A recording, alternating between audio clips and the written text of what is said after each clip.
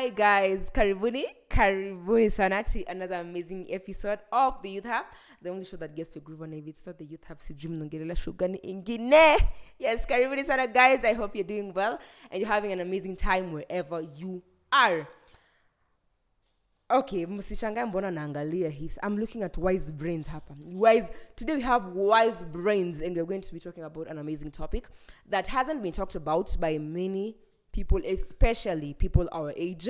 So we are just here to we want to understand things and how things evolve around us. Yeah, we've been to school, we've been to where. But most of the time we normally forget the people that we've grown up with. The people that have impacted our lives. We forget about them. Right now and right here we want to talk about them. So karibuni sana guys, is the You Have the show that gets your groove on. You can join the conversation on our SMS number 21144 or at GBS TV Africa across all social media platforms. I am yours, Rachel Gambo, and we are going to begin with the very first thing. First things first, I'm not alone. I have an amazing panel with me here, and I'm going to give them a chance to introduce. Let us know them. Nimesikia ni ladies first, so so I'm just going to play along. I'll just play along. So please, karibu sana. Introduce drum rolls. Karibu, tell us who you are. Elezea wa Kenya. Wewe ni wananchi. Mwananchi. So hi guys, my name is Ivy Njeri. So I'm a kindergarten teacher. Nimesema hivyo wengine wakashtuka. But anyway, I'm a kindergarten teacher. I teach in Sportsview schools around Zimmerman. So as I teach, I'm also doing the teaching itself. So I'm schooling at a college somewhere around there. Around there. Sitaki ni stare alafu. This is fine. Wanafunzi wangu wataniuza teacher. So yeah. So that's me. Okay. Karibu sana Ivy. Thank you. Say kumita Miss Ivy as much as she's a teacher. I would want to, but I am not. I'm sorry. I will not call her Miss Ivy because why? Why would I do that? Anyway, karibu sana, and I am so happy to have you here. Yes, and moving on to our next guest, the gent of the day.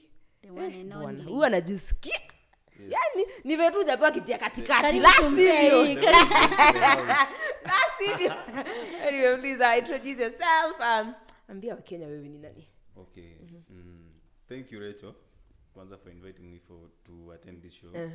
Okay, jina ni Billy Clinton. Bill Clinton. Titles Lewis lazima title kwanza.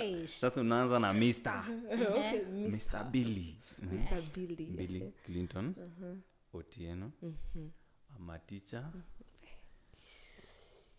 I'm a teacher. Nafunza Mahanaim College. Unafunza nini?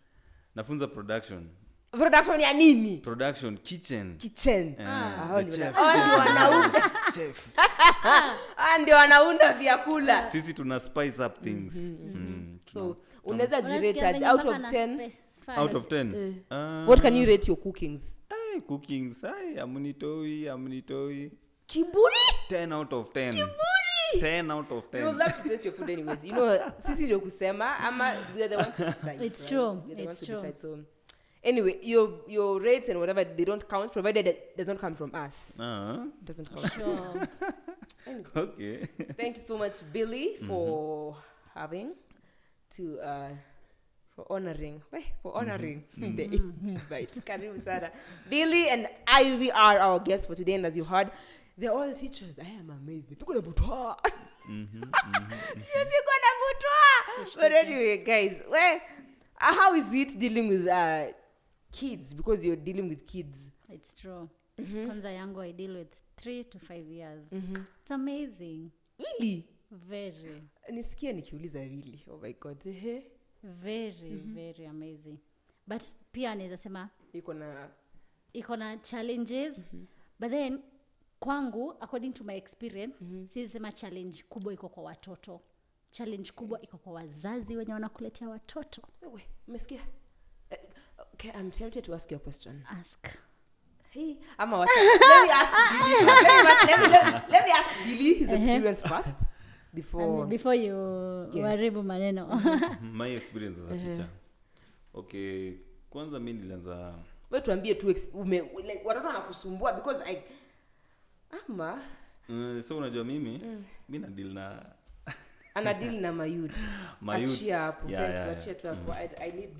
I need not to get more from you from that. So guys, these are our guests for today, and we're going to be with them up to we finish, until we finish. Yeah, so we're going to begin the very first segment, top trends. We're going to talk about what has been trending huku nje.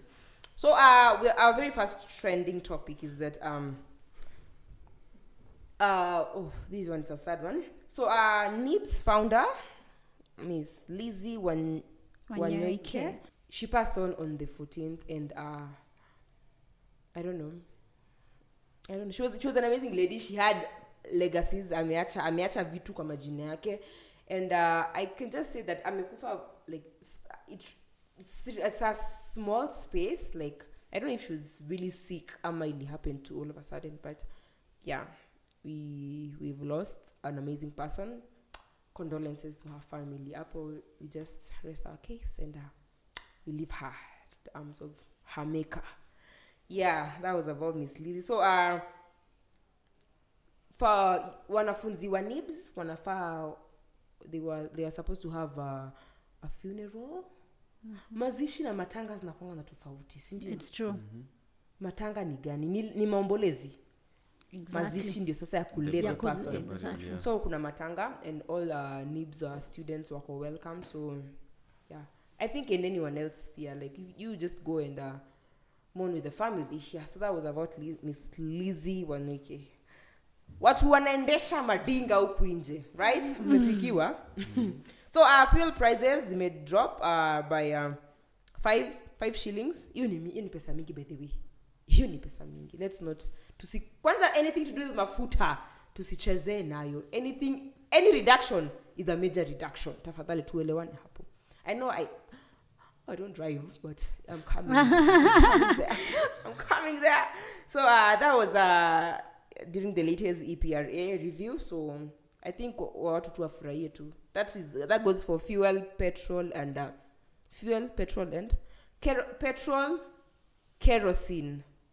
Na hiyo ingine inakuwa na diesel. Yeah. So hiyo ni good news. So guys, we want to talk about something here in Imekweki happened. Last time we talked about the death of Miss Wahoo. Scarlett. Yeah, she was murdered, and that was wrong. Okay, that's even beyond wrong. You know, it was just something wrong, and not even a month later. I'm at 2 weeks later. Mwingine akarusha bomb kubwa zaidi. So we have death of a 24-year-old woman. She was found stabbed and killed at an Airbnb along TRM Drive. Yeah. Hapa ndo nataka sasa nisikia maoni because nimeongea kuhusu Airbnbs mpaka nimechoka, nasikia tu nimechoka akili. I don't know what is really happening. Sielewi because so she was found dead. Her head missing. Tuanzie hapo kwanza, her head missing. And body parts were found. I don't know if you guys have seen that picture imeonyeshwa, but it's viewer discretion. So amekatakatwa and the body parts are just apart from each other. And I was wondering, who does that? What is happening? Mimi nimechoka kuongea. First kwanza, it is a very sad story. It is indeed a very sad story. It seems like hata mwenye alifanya hiyo action kwanza ana ile sense of humanity kwanza. How do you even begin to change someone's head, leave alone the legs? Miguu iko kando, kifua iko kando. Sense of humanity kwanza hata hapo haiko kwanza.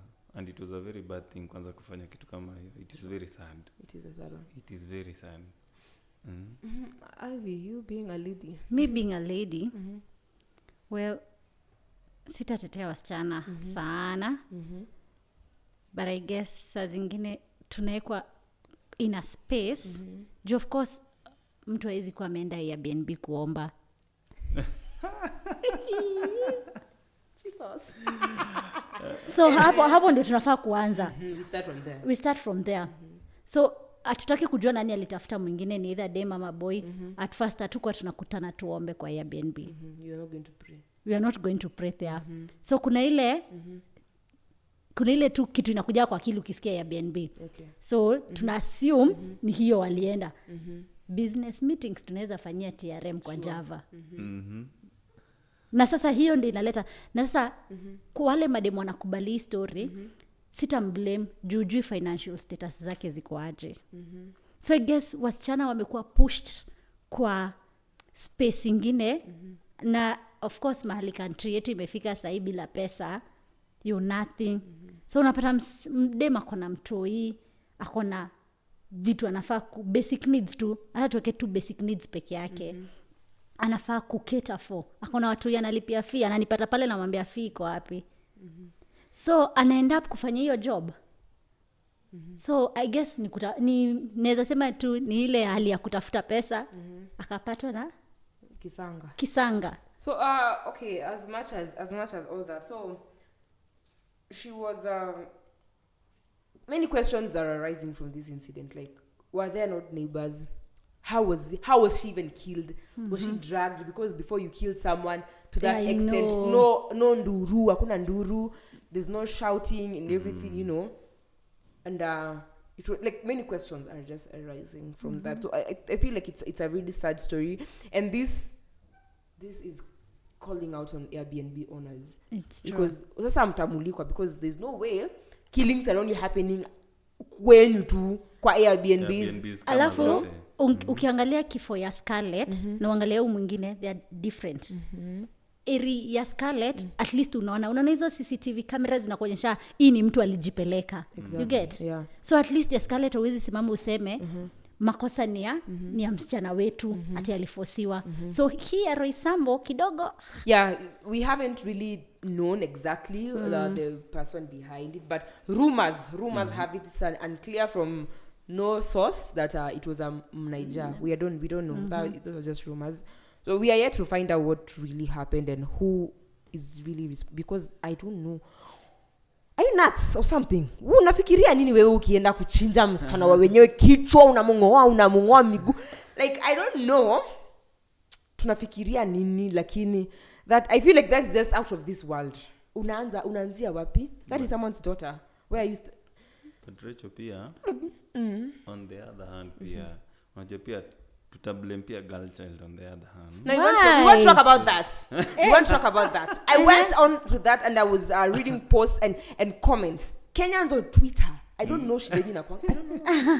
Why? I don't know, please. I don't know your problem. Why do we always have to? This now goes to Billy and the rest. Who wants to blame tell them. I'm not being a feminist or anything, but let's look at the bigger picture and the brighter picture. Si support the male gender lakini pia. But why do you have to say there's no justification for such? Wait. Whether ni dema kuna makosa kama ni msichana kuna makosa. Wait, kama ni msichana alikuwa na makosa, mbona vijana hawasimami waseme mimi sitaki hii. Exactly. Enda tafuta mwenye anataka. Lakini shida ni shida ya kila mtu. It's good both cases. Exactly. Lakini pia lazima tuangalie both sides. Unajua pia siwezi tetea the male on the other side alafu ni preside na the female. Both naona kuna makosa. Pande ya male kuna makosa, mbona uchinje mtu hivyo? And then pande ya female pia unafaa kuwa wise. Jobs ni mingi sana. Na pia story ya assume that, you know, we don't even know if this lady was alibebwa juju akapelekwa huko.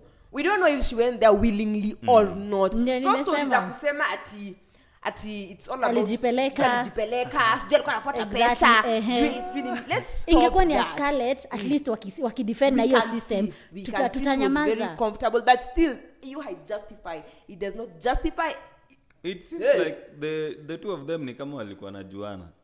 Cause huwezi enda kwa Airbnb na maybe hii Kenya sahi. It's a lie. It's a lie. Lakini the girl child pia nafaa kwa wise na watu wenye ana choose. Wacha nikwambie hata si unaona hata Airbnb tunaweza meet na Rachel leo to meet na tukae almost friends for one good year. tukikutana tu in an open place. Exactly. So kwa sisi The madem time that, kwa sisi madem of course kila dem anakuwa na ile duration yake, umseni mjua for 1 month, so I guess ako sawa. So madem pia wako na hiyo akili. Exactly. So nikienda ya BNB na niko like sisi tumekuwa nimekuwa hata nikienda kwake. Exactly. So hakuna kitu kingine. You won't know. So I don't let's stop. There is too much of that criticizing thing online. You know, there was even one person, there was one guy who commented okay, see, I've told you that rumors have it ilikuwa ni Mnaija. So the guy commented ati Wanaija endeleeni hivyo ati kwanza tafuteni huyu, and then they tagged a specific socialite. So you are like, bro, have you gone bankers or something? How can you advocate for that? How can you tell the Akila that they're doing good, now go for the another person? Like, I think that tunapotea, we are just losing it. Social media ndo inatu mislead kwanza. Because that is a Kenyan, and that is someone who, why talk on insecurities tu zako? Because why would you say that about someone? This is someone's child. Unasema ati mnaona sasa, kuna mwingine alisema ati mnaona sasa penye kufuata iPhone imekupeleka. That's the deep person you're talking about. Wow. It's not always about iPhone. What is iPhone? But I want an iPhone. Tunataka iPhone. But so I feel like we are really criticizing, and it shocks me to find a lady pia akirusha comment hapo. Madam, you are a lady. Unafikiria nini ukicomment about another fellow lady? Let's think. Tufikirie tu kidogo. Yeah, so basically we had Mike Mushiri, a content creator. He went on and spoke about the whole femicide issue and how it needs to be dealt with. It needs to be talked about. And also he went ahead and advocated that people should stop. Let's stop criticizing people who have attached links to whatever it is and imekuwa happen. Let's stop. This is not a joking matter. The way people talk about these cases on social media, on Twitter especially, and I'm gonna be very specific and say men, the way they talk about these cases is very much victim blaming. I saw someone on Twitter say, and it's a man, that there is no amount of activism that can stop femicide, that it's up to women to put their safety first. And I think it's crazy. Women are most likely to be killed by those who are closest to them. And in most instances, especially in Kenya, that's actually the case. Femicide in Kenya has become so prevalent because violence against women has been accepted, justified, and tolerated. I can bet you, even in the comment section of this video, you're still gonna see those stupid men who are blaming women for getting killed. It's very unfortunate that in Kenya, women's murders are very much trivialized. And Kenyans have refused to see femicide for what it is. Every single time there's a murder case of a woman involving sex, relationship, money, or even a man, I can bet you that Kenyans, especially men, and I insist men on social media, men on Twitter, will make fun of her even in death, dehumanize her, and say she deserved it. My biggest question is, why has femicide not been declared a matter of national concern? Why? And I'm gonna be very controversial. I'm gonna have a controversial take here. I think the women representative docket in the government should be completely abolished. I haven't seen a single woman representative speak on this issue. None of them at all. And I know there will be fools in the comment section telling me, men get killed as well, why don't you talk about it? Advocating against the murders of women does not invalidate the existence of violence against men. I'm tired of seeing femicide cases, and it's always turned into a whole women should get their own money kind of narrative. Every single day we are seeing cases of wives being killed by their husbands, girlfriends being killed by their boyfriends, young girls being killed by their fathers, their uncles. When do we collectively, at what point do we collectively, as a country, agree that there's actually a problem, and the problem is a femicide? So it's a matter of concern. It's a matter of concern, and you should all be worried. Tafadhali. Let's all be worried. So basically that's what we had for top trends. If you have more, you can feel free to share with us on our SMS number 244 or at GBS TV Africa across all social media platforms. Tuambie, what else have we left out? So Our topic of the day being impact of teachers on inspiring the next generation. That's what we're going to be talking about today. That's why mnaona tuko na walimu wengi hapa. That's what we're going to be discussing. Yeah. So we're going to go for a short break and we'll be right back and let's dig into the topic. So this is GBS TV Africa, the Youth Hub, the show that gets you groove on. We'll be right back.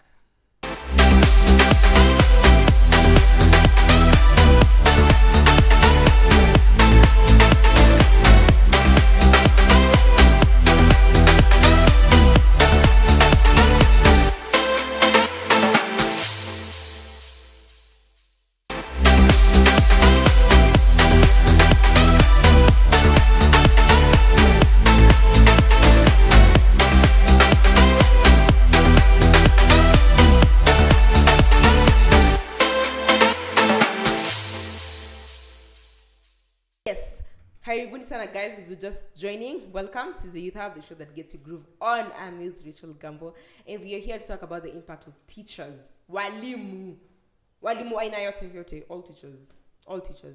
Yeah, their impact on inspiring the next generation. Next generation, I think najisikia kujita next generation. Oh wow. Sorry. Sorry. So guys, that's what we're going to be talking about today. Now before we go so far, Billy, you had something to tell us with your watu wako. How is it dealing with the people you are teaching because unafunza? Kwanza venye nilikuwa nimesema awali, I was teaching You was kitambo. I was teaching. Yeah, but still now bado I'm teaching. So nilianza kufunza 2018. Billy, ngoja. Watu ni wazee. Ngoja, uko na miaka ngapi? Si mingi. Swali tu, sina ubaya. 2.5, 25. Kwani unaanza kufunza ukiwa 18? Kwani ulitoka hivi tu shule ukaanza kufunza? Yeah. Okay. Big brains. Hey. Yeah, sorry. We are very sorry.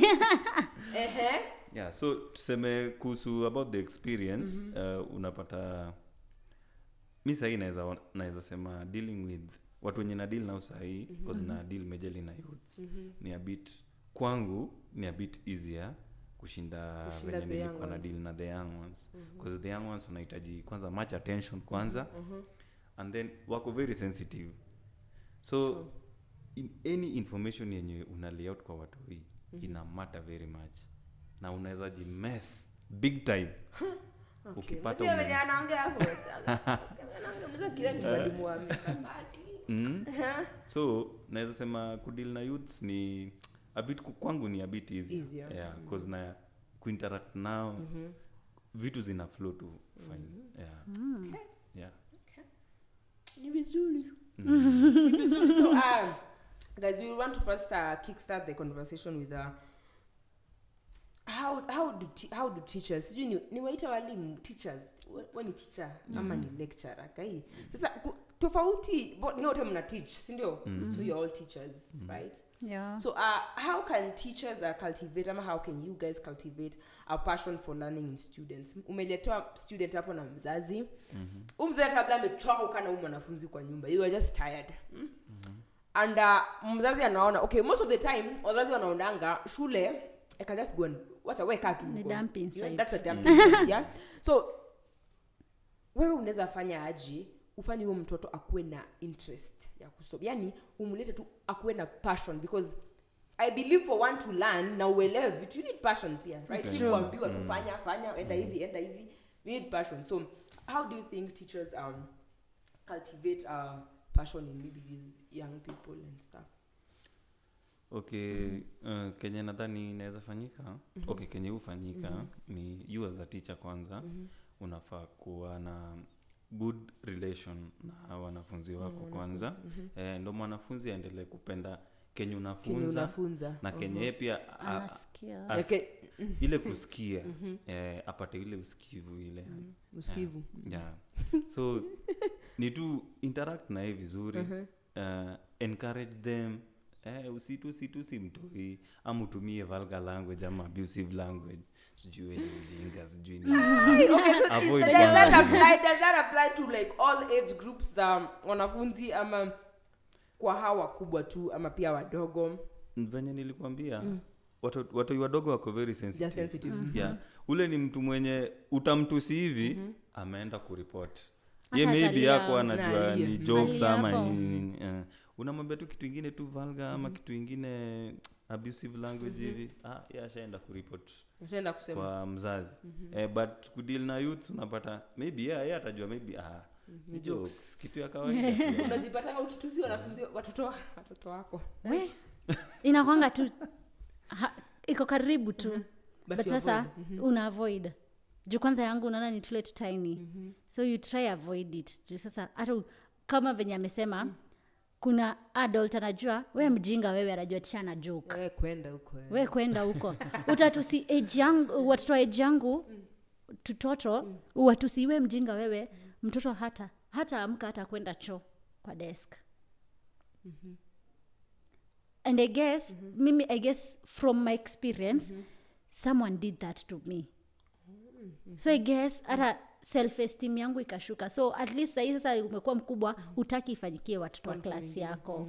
So I'm very keen kwa hiyo kwanza sana. Yeah, and then pia being a teacher ikwangi easy, ni calling. Tunasemanga na grace. Ni calling si easy. So I had a lecturer mwenye alikuwa anatutusi. But si na ubaya yenye mnasema ya jokes. And surprisingly alikuwa anatutusi tu like we could just burst into laughter because mnadu. Tulikuwa tunacheka. So I think I can relate with that. To kids inaweza kuwa anaweza tena hata inaweza kosa kumtoka.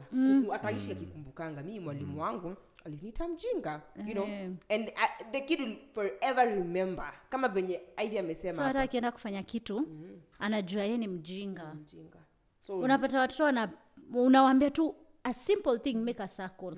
Mjinga atafanya nini? Atatoka tu kwa circle akae huko nje because yeye ni nini? Yeye mjinga. Yeah. Okay. So I feel like it's true, teachers really play a very huge role on how a kid grows up, because ventu amesema hiyo ni one word peke yake inaweza change perception ya mtoto like a whole big way, right? So guys, what do you think wewe as a teacher, wewe ni mwalimu, do you think you have the right qualities to be a teacher? Yeah. Hapa ni mtu na kujitambua sasa. Hapa ni mtu na kujitambua. Do you think you have the right qualities? Yeah. Niko na qualities zote. Uko na. What are these qualities you're talking about? Kwanza good communication. Yeah. Good communication to the students. Kwanza lazima kuwe na ile heart ya kuunderstand. Sometimes pia inatakanga unakuwa in the shoes of the student, at least una understand deeper. Unaelewa.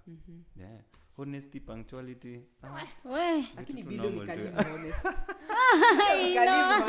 Super honest. Super. Sasa, okay, so let me hear from you. Do you think umefika umetosha mboga? Well, kidogo. Kuna mahali. My bad. But kukua role model. Number 1. Hiyo nayo siwezi weka. So, you guys, you're talking about story na communication, right? You should have good and proper communication skills towards the learners and stuff. So tunakwanga atukosangi wanafunzi tuvichwa. Atukosangi. Billy pia ameongea something to do with maintaining a good relationship na the student, right? Kuwa friends na huyo mtoto, muelewe vizuri. So how do you handle our watoto wenye sitaki kuwaita vichwa, lakini ni vichwa. Ni vichwa ya ukweli. Ni vichwa ya ukweli. So how do you deal with such? Unaniuliza hizo maswali alendeni niko like sinikuambie tu majina venye wamejipanga class. Ndio ya kwanza watatu. Wale wa backbench. So for me kwanza class yangu nimewapanga sasa wale unajua sasa utu kidogo. Hauambiangi wao ni hyper. Unawaambianga wao ndio maprefect wa tisha. Kwa sababu tule tupole tumekaa side moja. Wacha nikwambie hawa hyper hata kitabu ikianguka kuna ule akuko nyuma juu ya desk akikuja kuokotea tisha kitabu. So unafanyanga wanaona ni kitu wanafurahia, lakini wewe kwako uko like huyu na huyu ndio vichwa. au vichwa kwanza ututu babies ndio wanaonyeshanga au newcomers choo yetu ni hii. So wewe kama wewe mwalimu wamekurahisishia kazi. Exactly. Yeah. Ukiwapatia kazi ni duty yangu kuangalia, yes. But sasa since ni wadogo atuwepeangi kama college wanajiletea. You have to go desk by desk by desk. So hule hata hujamwambia simama ashakwambia teacher huyu ameandika namba 2 vibaya. Nipe raba nikamrabie. So hata kama ni vichwa wao usaidia. Wanasaidia. A lot. Mimi hata nasemanga klasi yangu tule tu vichwa ndio tunasaidia kuliko wenye wamenyamaza. Utatoka tu hivi nje utapata list ya noisemakers umefikishiwa huko. Na acha nikwambie watoto hawezi piga kelele hao. Tunawaitanga ma big boys na ma big girls. Juu ukiwaita watoto wakubwa wataenda wakuseme teacher aliniambia mimi ni mtoto mkubwa. So mzazi ana feel ni kama unafanya mtoto wake afeel kwa hao watoto wadogo. Na ukiita pia mtoto mdogo atakwambia hataki kuitwa baby na ako PP1. Mbona unamuita baby na babies wako home? And then the funny I've never had that baby. The funny thing working in a private school si kama public. Hakuna mwenye anashindania na wewe. Mzazi amekuja kwa ofisi amesema umeita mtoto wake baby. Na hiyo kitu imetraumatize mtoto. So that's a whole drama. Private schools. So for the public schools, mama atenda utapata masaa gani ya kuita mtoto baby. Exactly. So hata hakuna wakufuatilia hizo cases. But for me working in a private school, na ndio hata na advising watu ukitaka kupata roles poa za walimu enda private. Juu kila kitu hata tule tupiti things. Chupa ya mtoto imepotea na ni ya maji ile ya dasani. Utahave kutafuta. You look for that bottle my friend. Na ni dasani hii chupa ya maji ya kununuliwa kwa duka. Haikuwa label na utaipata. Hata haikuwa label. So patience na pia kukua responsible. Lazima ujue kuna mtoto alinunuliwa maji hakuja na chupa yake na kujanga nayo. Kuchunga sweater. Na kofia. So hata nikikuja show nimedeal na kesi ya kofia. Kofia imepotea. And then the funny thing, mzazi ameka makubwa. Of course kuna wale maparents, nimepata kofia yangu iliibiwa. Leta hiyo, tutaweka home.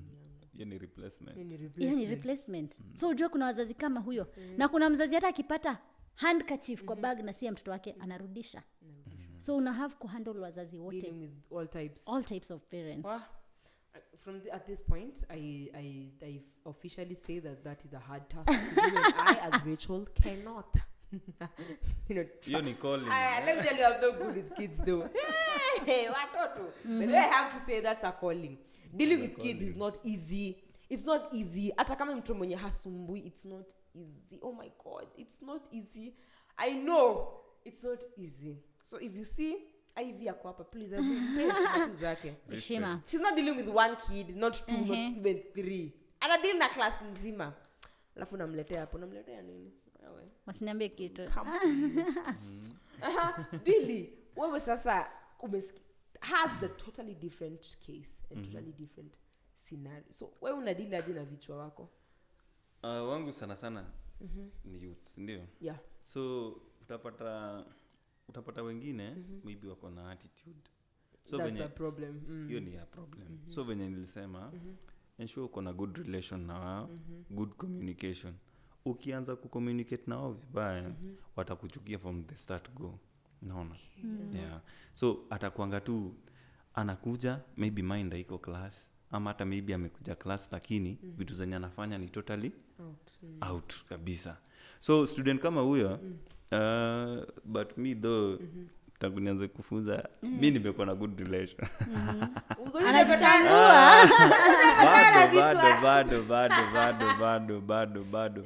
But Kenya mimi usema okay, coincidence zenye nimeona unaweza muita aside muongee.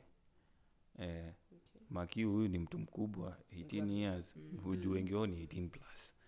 So ni mtu tu mwenye unamuita, maybe kama ni advice unampatia advice 2-3. Kama ni counseling unamfanyia guidance and counseling. Unajua pia hao wakubwa pia kuna challenges zenye wanapitia. Exactly. So utapata maybe mtu akona mashida home. Ameleta class.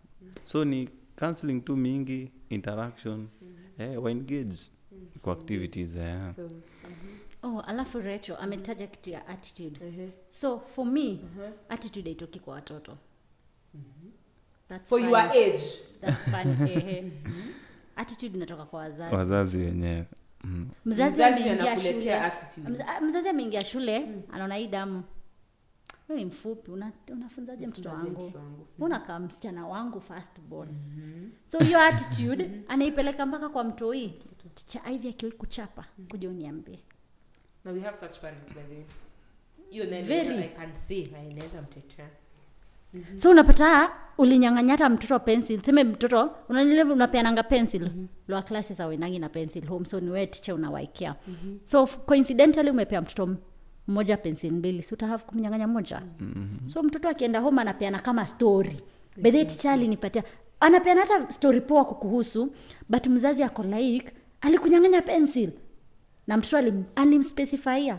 Talking out of experience. Mzazi Sinimulike. So mtoto alienda tu vizuri akipeana story. By the teacher alikosea akanipatia pencil mbili lakini akachukua moja. So mzazi ile tu kwa kumnyang'anya. So amekuja asubuhi amekukelelesha sasa uko na mood ya kazi. Umeamka umeng'ara uko like mtoto wangu leo tunaenda kufanya hiyo coloring vizuri. Mzazi ndio huyo. Ulinyang'anya mtoto wangu pencil. So wewe hata ukijaribu kufikiria ulinyang'anya mtoto pencil wapi, how relate kabisa. So what do you do? So unapata saa zingine tunakuwa pushed kuwekea attitude. Sisi we are all human. So utapata nimekea mtoto attitude. So nitakuanga keen. Hata wale watoto nilikuwa friends na wao venye Billy amesema, kuna wale watoto unekanga unakuwa friends na wao ndio at least kuna wale unaona class kuna venye ha concentrate maybe akona family. Na unajua tu babies pia usema si kama adult atanyamazia ataona hivi. Mama mwingine atakwambia mami na daddy jana walichapana. Exactly. So hata kama nakupeka story utaona tu imemwaffect class. So hawa watoto ukijaribu kuweka close wazazi wao nao wanakupea stress on the other side. So utakuanga keen. Actually sorry to say but kama shule unatenganga watoto wenye wazazi wao wana complain unawaeka place moja papa. Nimesema nafanya private. So tunakuanga keen. So ukipata class, ukiingia class venye high school mko ama primary unapangwa kulingana na kuperform, enda class yangu utapata kwa wazazi wasumbufu. Watoto wao wako kando. Juu at least ukianza kuwekea mtoto homework, unajua kuna wale watoto wanajua homework inakaa kwa bag chupa ya maji, kuna wale watoto responsible. Exactly. Na kuna wale mtoto ukimwekea chupa kwa bag within the next 3 minutes ashatoa. So kuna ile desk unajua the first 3 desk bag zao lazima zikuwe kwa mgongo wakienda home. Wewe kama mwalimu ndio unafaa kupea mzazi. So like you have to be with them like back to back. And then wale ma big boys wangu mnaweza chunganga hao wengine.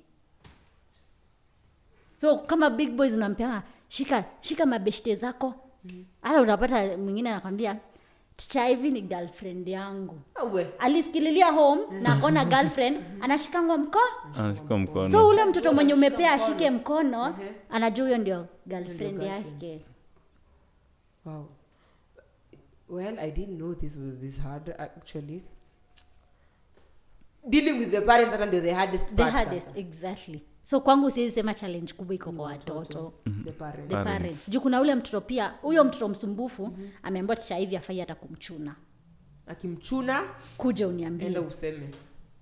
Na mzazi hana hata heshima atakutusi mbele ya mtoto. Who are you? You'll do nothing. Unajua huyo mzazi ni customer. Uko hapo job. So you have to bear everything. Exactly. Na ufai kurudishia mzazi. Mnakuanga na nguvu. Na makiu kuna wazazi wenye hata mind hata kutusi hata kutusi exactly. Jesus. My God. Unatusiwa kila kitu. In young age, so for me pia matime ya kwenda home. Huyu ni mtu anafaa kujiwa. So the mother and dad walikosana usiku. Kila mtu akaenda side yake. So what do you like unataka hawakuwa alert. Hakuna mtu alikutumia memo akakwambia by the teacher tumekosana. Mzaya simchukulie mtoto. So ama madhe asichukue mtoto. So umezoea mzae na umezoea madhe. Si unajua madhe na mzae. Exactly. And then rule ya shule nini? Mtu afaa kuchukuliwa either na mama ama dad. Ama in case of house help. So since umeandikisha watu watatu, mimi si nimeona mzae. Nikija nikampatia mtoto. Madhe anakuja. Kesi tena. Wazazi wengine hata wananga adabu atakupiga tu mbele ya mzazi mwingine. Ulipeana mtoto wangu. Nani alikwambia huyo hata ndio baba yake? How was I supposed to do it? So yeah. So that problem. sorry. Oh my god. I don't know if I can survive in such an environment. Mbona sasa ukuje kunigombanisha? You didn't inform me. Na mmekosana nyumbani msipiane mtoto. Wow. Tena after the issue that see to communicate and tell me. Because baba mtoto akikuja, wewe ni baba wewe mtoto. Exactly. Hata kama madhe amekuwa ame make communications that usipeane mtoto, utafanya nini na wewe ni baba ya mtoto? Hauwezi. So what do you do? Na mzazi baba akikuja na yeye pia ya kwanzie. Hujaipata nimeficha mtoto choo. So you see mtoto yuko hapo unasema aje? Mtoto yuko shule. Ameenda. Na una call mom. Where has the child gone to? Si hakukuja shule. We lie. But lying is not good. You have to lie. What? Mtu mwenye atafika wa kwanza ndio atabenefit. So mzae akifika wa kwanza akwambia leo madhe asinichukulie mtoto tuliko sana. Ndio ndio atabenefit. So madhe akikuja kuna hata wale ile family issues afai kuchukuliwa na in-laws. I've had a case like that. And then coincidentally mimi ana nakaa chini na mema beshte zangu. I guess class yangu inakuanga most na drama mingi. Nimeanza tu kufunza last year. So I guess nikufanya nikue na hii nini haraka. Ni adapt hii system haraka, nijue venye vitu usolviwa. Nilikuwa najikesha sasa sina mtoto lakini nikwambia nimepanga hivi vitu zenye nafaa kufanya, vitu zenye watoto ufanywa unaweza fikia. Hata mzazi mwingine alikuwa ananiza, "Unaona mtoto?" Juu wamekufunza parenting haraka. Oh my god, guys, I don't know but I feel like this is so overwhelming. Maybe kwanza mtu mwenye hajui ama maybe ayuko adapted to that environment, like oh my world. Anyway, I don't know but Siku ya kwanza utalia. You will cry. Lazima utalia. Teaching si easy. Teaching si easy. Ushailia? Kitchen. Teaching. Ushailia? Yeah. No wonder tunasema it is a calling. It's a calling. Ushailia? Sijaijipata kwa situation kama hiyo. You have cried. But and then mimi ni yule soft hearted. Oh my god. You tell me mimi ni mjinga, ndio nakwambia hiyo sasa ile ya kuitwa mjinga imeni affect mpaka saa hii. Mzazi anakujanga umetisha mzazi fia amekwambia kesho unamwambia Akim leo mkubwa alisema kila mtu klasi yake haufai kuingia bila fee. Anakugonga kofi na anaenda. I think you just fire me from that school because huwezi handle hiyo. Utahamu kuvumilia juu sasa unaacha job alafu. Okay, why kwani let's even start from you parent. Why would you do kwani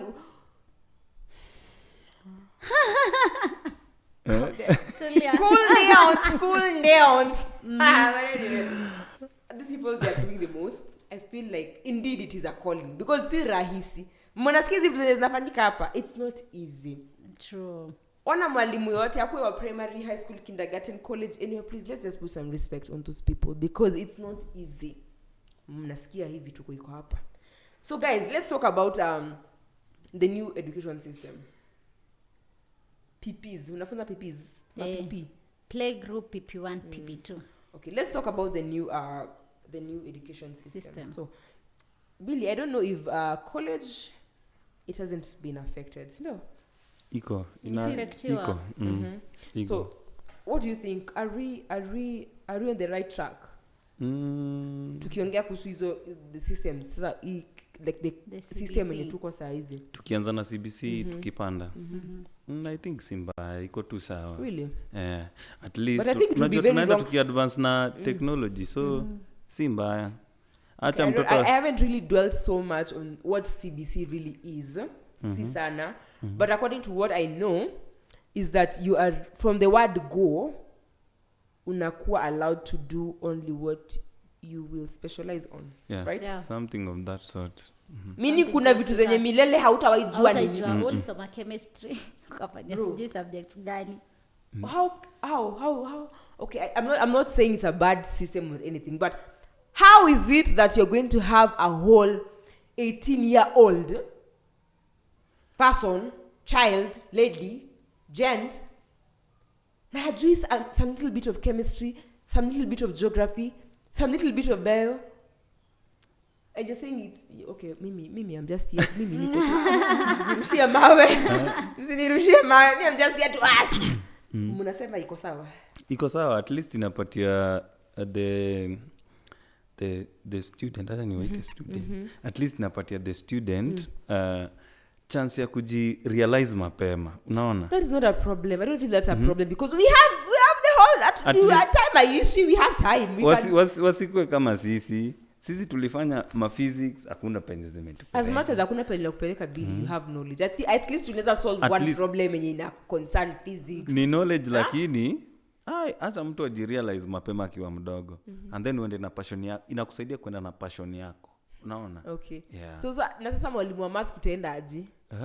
Mkianza kuchagua hivyo tukiwa wadogo, mwalimu wa math atakosa kazi. Because mimi kama mmoja wao ningekuwa kwa hiyo system ningekuwa nishatoka maths kitambo sana. Maths ungekuwa umetupa. So what are you trying to say that tuta grow without mathematics?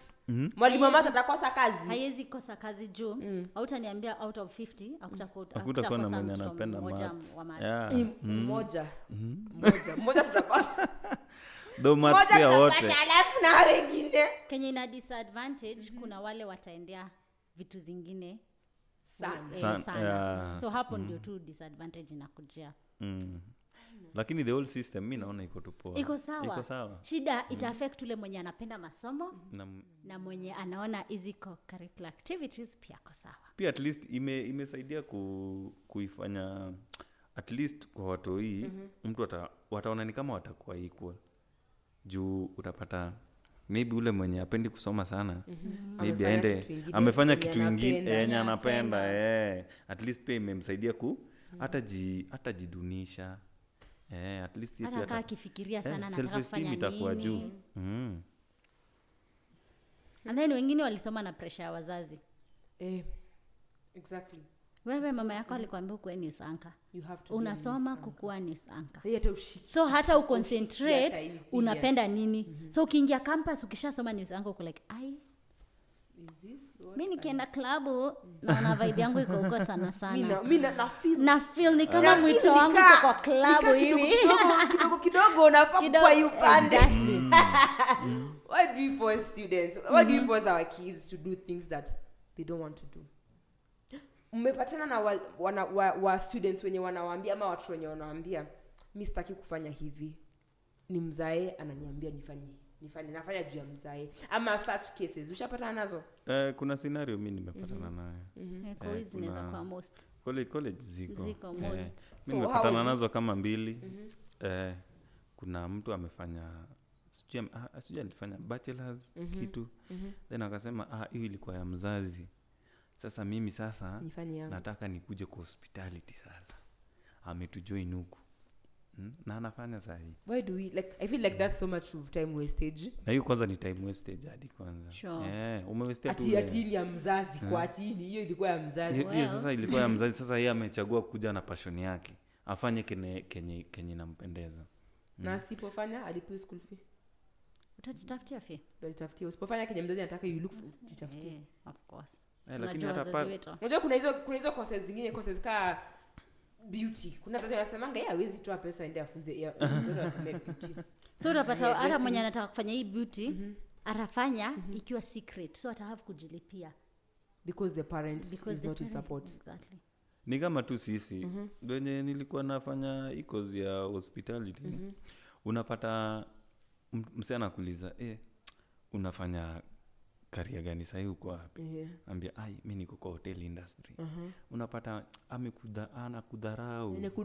Anakudunisha. Yaani perception ya watu imekuwa hospitality ni ya wenye wameanguka, wenye wamefail. In real sense, hospitality inalipa sana. Inalipa. Inalipa. Ni course mzuri sana. So Rachel, wacha nikuchekeshe na mimi. So mimi nimemaliza high school, nimetoa wazazi wangu pressure nataka kufanya media, cameras na nini. Unajua what my dad told me? Since umemaliza form 4, usifanye aje? Jifikirie kwanza. Kaa na mambo ya dunia kwanza. until upate ile sense unataka kufanya nini. So walikuwa wananiuliza mbona usifanye teaching, mbona usifanye hospitality. And then mzae anakuambia vitu zenye anaona maybe akona connection nazo. Ajui hao marafiki ni marafiki for the time being. Tawaomba connection, wengine wanako backslide. Exactly. So sikuingia campus wenzangu akiingia. So wapata wenzangu sasa tuseme wali graduate last year. Wewe bado unaendelea. Mimi bado hata sasa unaona sasa nimekuja nimefanyia huku camera operation. Nilifanya tu huku. Una ni story natuambia for example na pia sasa story sasa ndio uone mbona mbona sasa nimekuja kufanya teaching. So mzazi alikaa si amekaa na ngoja ufikirie unataka nini. Umekataa kufanya fashion and design, umekataa kufanya teaching. Unataka tu kamera. Kamera tu unataka. So I had to step out kwanza. Nifanye biashara nikifanya tu kamera nijitafutie college nijilipie hivyo. So sasa hii niko like si nini nifanye. Nilianza kama assistant teacher. Sinifanya and then nikiona venye kama inanikubali ama inikubali niingie. Upime kwanza. Sasa ndio maparo alikubali utafute college. So last year sasa nikaanza. Nitalipa fee. Wewe si mzee tutalipa. So for me naonanga CBC inakuja kusaidia. Juu at first ingekuwa ni CBC ningekuwa well settled kitambo. Exactly. By the way it has its own advantages. Yeah. Well guys, let me breathe. Because kuna chemka. It's boiling in here. So guys, you've heard mmesikia venyawa. The experiences these people are giving out are just mad. From dealing with watoto, dealing with watu wakubwa and everything, and I feel like they are really trying. Mnajaribu. They are really trying. So we can just but appreciate them. Let's just make their work easier. Kama wewe ni mwanafunzi, wewe ni mzazi wa mtoto wako kindergarten, let's make their work easier, right? So unfortunately that's all we had for today's discussion, and it was a nice one. It was a one that had ilikuwa na mafunzo. Take notes. Mafunzo. I hope you guys have taken notes, because kuna vitu mingi sana hapa you ought to have learned. So thank you so much guys. Asanteni guys for joining. So we are going to go for a short break, and we're going to come back with our last segment, games. So let's continue to get the conversation going on our SMS number 21144 or at GBS TV Africa across all social media platforms.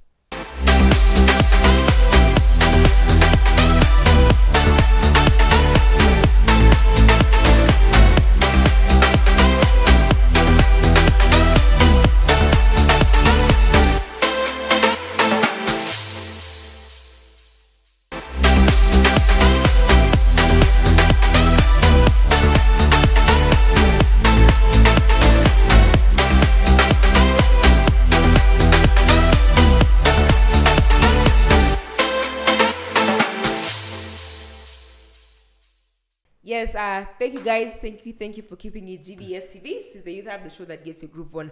We're here with our very last segment. Tuko hapa tucheze games. Ni games. So today's game will be one truth and two lies. You feel me? So we are going to be giving out statements, 3 statements, right? And kwa hizo 3 statements, tupatie one of those statements has to be a truth. Sio? Inafaa ikuwe ukweli. Hizo zingine mbili zinafaa kuwe za uongo. So it's for us to decide and choose which one is the truth and the other ones are lies. I hope mmeelewa. So we are going to begin with when we started the show tulianza na waeleze. So we are starting. Ta-da! Mr. Billy, close on your quotes. The only mister in the house. The only? Mister. We anza bwana. Umejichocha sana na hii mister. Beg, free us. Give us your statements. My statements. I love swimming. You love swimming? I visited the US when I was when you were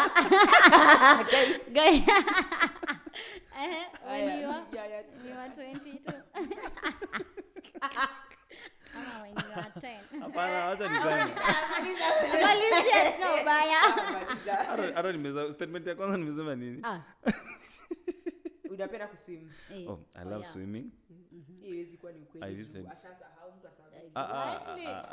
Wacha tusikie kwenda US. I love swimming. I visited the US when I was 2 years. When you were 2 years.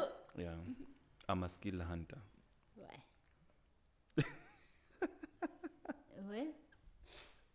Gani ukwelo hapo? Ha? Ukwelo sana. Ukweli ni wewe ni hata. Naka hunter. Kwani mahunters wanakuanga aje? The truth is that you are a skilled hunter. Hiyo ni truth yangu. Okay. Kwa hivi. Hapo kwa skill hunter sita inaweza kuwa ukweli kwa sababu wewe ni mwalimu. Mwalimu na Lazima watu wanafunzi hapa. Lazima. But for me, haukai kupenda swimming. So tunasema truth moja. Mbona tuongelea US? Yeah, US mshaji already. Maybe you love swimming. Maybe nilienda US, mwezi jua. For me you love swimming. Okay, mwenye amepata ni hivi. Yeah. Unaogelea? Mimi ni waya. Hiyo pande ya maji. Aya, sawa. It's me. So the first statement. Why? I love chicken. I love traveling. And then the last one.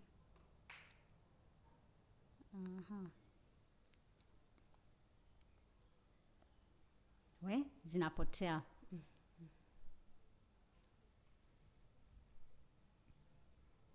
Na kuanga serious sana. Serious sana. Hiyo serious sana tuitoe kwanza umefikiria sana hivi kwa kweli. Tumebaki na mbili. So, traveling na chicken. The truth is you love chicken. Hata mimi chicken. Chicken be the best. Mimi na kuku. Kitu moja. KFC. Unajuanga kuku ikipanda bei. Unajua? Types of chicken. Acha tu nimuulize. Chicken white, gani? White leghorn. Kuna white leghorn. Delicacy. Usifike hapo. Si unapenda kuku. Wewe juu.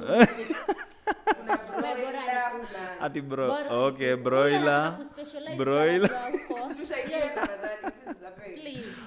Okay. So for me,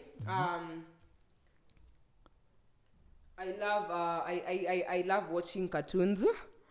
I love watching cartoons. I love sleeping, and I have been to 5 primary schools. Hizo zote zinakaa ukweli. I love sleeping. Ndio the truth. The truth hapo kwangu. Mbona mnasema napenda kulala? Okay. I love watching cartoons. Wewe na cartoons naona ni kama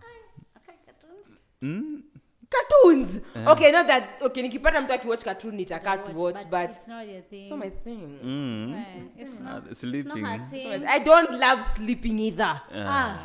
Okay, I love my sleep, but I don't love oversleeping. You know what I'm saying? So umejituma. Yes. Yeah. I've been to 5 primary schools. 5 primary schools.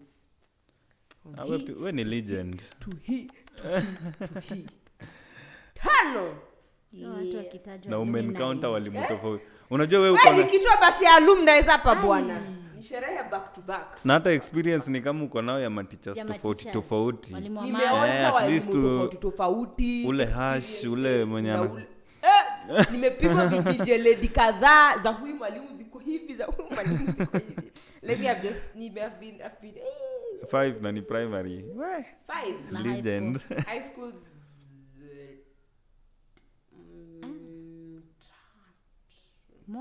4 years. Tatu. Ulisema 4 years? 3 years. 4 years. High school ngapi? 3. So ni mwaka moja.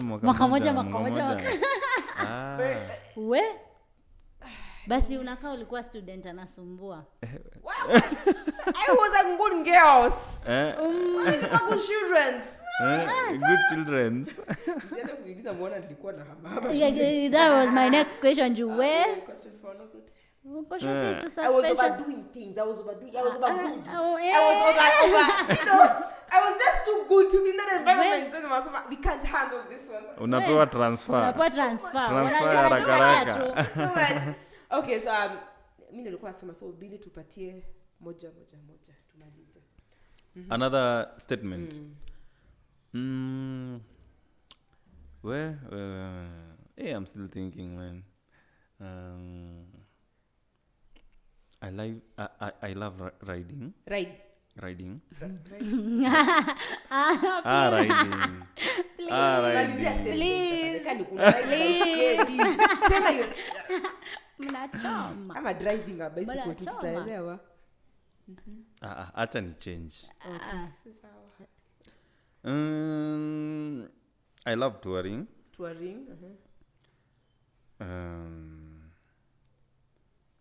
Umesema I love touring. Umesema. Already naona tu ni kama nawapatia maglues hadi. Tupatie bwana. The more you stay, the more tunajua gani ukweli. I love touring. I love sleeping. I love eating. Tunachagua uongo hapo. Chagua ukweli. Ukweli ni you love eating. Mimi nawezaenda na hiyo love. Bana hivyo mimi. Touring. Eating. Ama touring. Umesema gani nyingine? Nimesema I love touring. Eating. Sleeping is not your thing. Na sleeping. Mimi touring. Umechange? Alikuwa amesema tu hizo. Anasema wewe ulikuwa umesema ya kwanza hivi. Nimechange.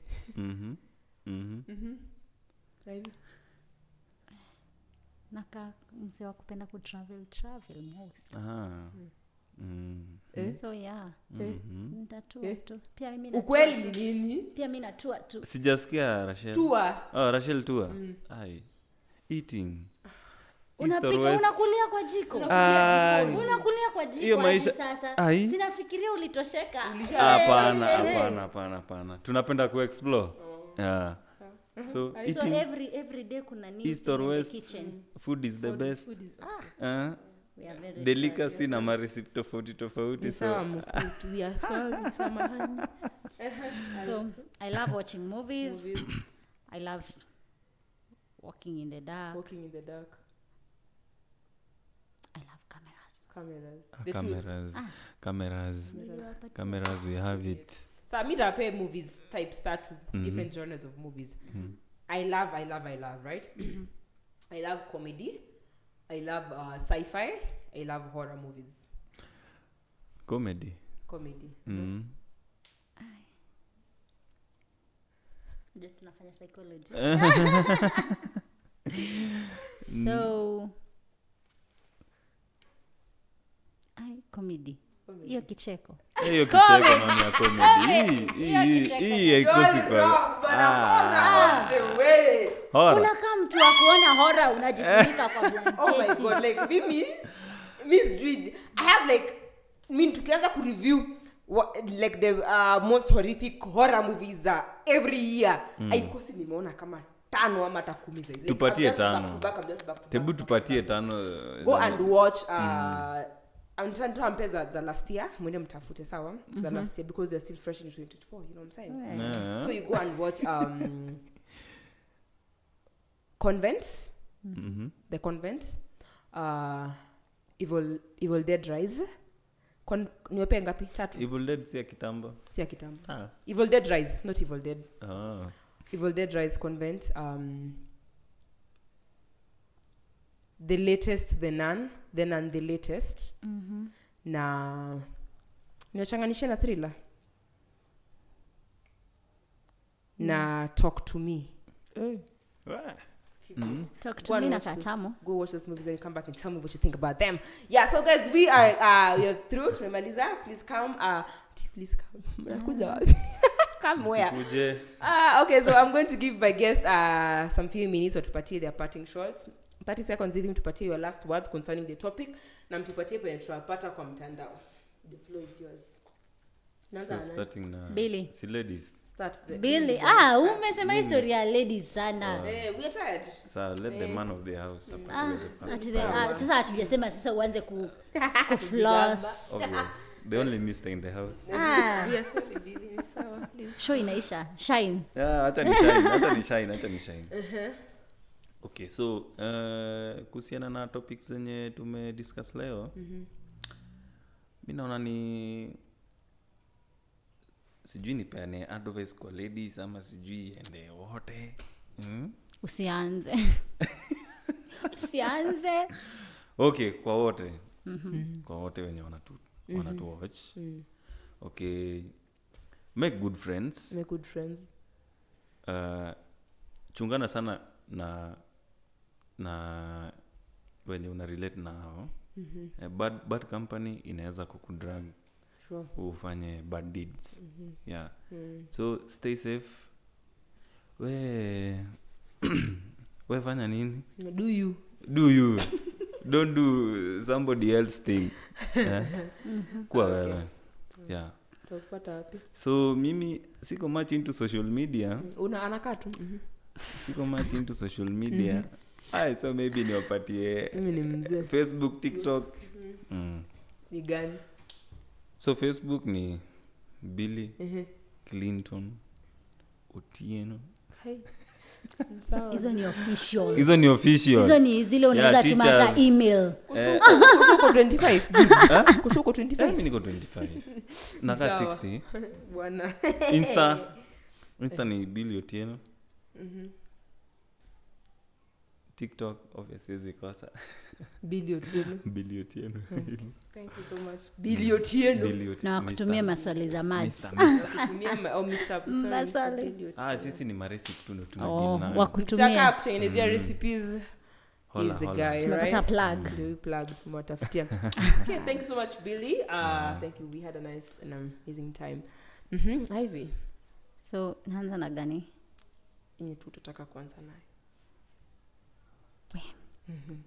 So first condolences kwa familia ya Liz Wanyoike. Aya, tumeongelelea stories za Airbnb. Wasichana waache kwenda Airbnbs. Mumenisikia? Kama ni kukutana tukutane church. Tusome Bible. Anyway, but sahi tujue hata si kila mtu hata kama tuko friends aje tutaenda tu Airbnb. Wacha uliwe kwako kwa nyumba. At least inakaa more serious. Kwanza Airbnb tunakuzikaje tunasema uliuliwa kwa Airbnb? Inakaa weird. Inakaa hata embarrassing. So wasichana tufikiria. Nyinyi men. Hata kama tuko desperate for money, please. Hold. But nimekuja kurealize wenye wasi wanafanya hivi. Mostly ukiona hizo scandals zote si Kenyan men. Wacha nitete wanaume wakwetu kidogo. So foreigners. So at least ile mentality ya kusikia ati foreigner amekuja Kenya so tunaamini wako na do. Hawana do. Wangekuwa na do wangekaa kwao. Chama. But yeah. So alafu ulisema bei ya mafuta imeshuka. Wenye wako na magari tunangoja road trips. Zianze kukuja. Mimi nangoja kubai gari. Jufueli na shuka. Sasa inaweza pumua. So yeah, it has been nice. And then kwa walimu wa kindergarten, take heart kwa wazazi wenye wasumbuliwe. Hiyo ni advantage kwako. Exactly. And then tupende watoto wetu. Tuache kufeel ni kaa shule ni dumping site. Yeah. Tumeelewa. Thank you so much. Tutakupata wapi kwa mtandao? Ivy Njeri. Kila mahali. All. Ivy Njeri. Everywhere.